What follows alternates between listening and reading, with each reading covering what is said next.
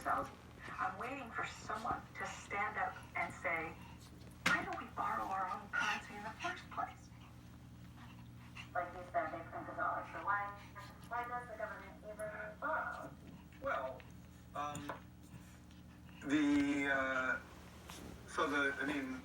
again, some of this stuff gets, some of the language some of the language and concepts are just confusing. I mean, the government definitely prints money, and it definitely lends that money, which is why the government definitely prints money, and then it lends that money by selling bonds.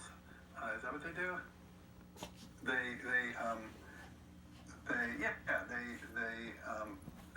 sell bonds. Yeah, they sell bonds, right? You can't make this up. People buy the bonds and lend them the money.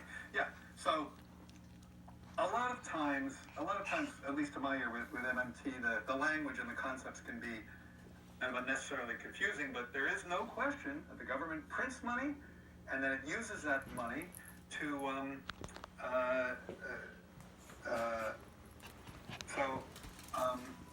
I guess I can't really talk, and I don't get it. I don't know what they're talking about, like, because it's like the government clearly prints money, it does it all the time, and it clearly borrows. Otherwise, we wouldn't be having this debt and deficit conversation. So I don't think there's anything confusing there. Okay, this is what I want to say, and this is how seriously, extremely serious this is. This is the current Clown-in-Chief's, let me stop this real quick.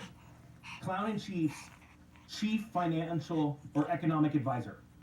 Let me explain to you really quick, a guy that barely made it through high school. This is how it works. The Federal Reserve is a private bank. It issues money. It loans that money to the government. The government has to go out and sell bonds that it owes back with interest. That money comes from the Federal Reserve. It is signed by the chairman of the Federal Reserve or whoever he or she designates, and then it is signed by the Secretary of the Treasury, because it is a debt between the government and a private bank, and it is owed back with interest. Okay, now, who you just saw, and the reason why, it's not that he's dumb, it's hard when you're asked a point-blank question and you're trying to lie and you're coming up with a story that you haven't prepared.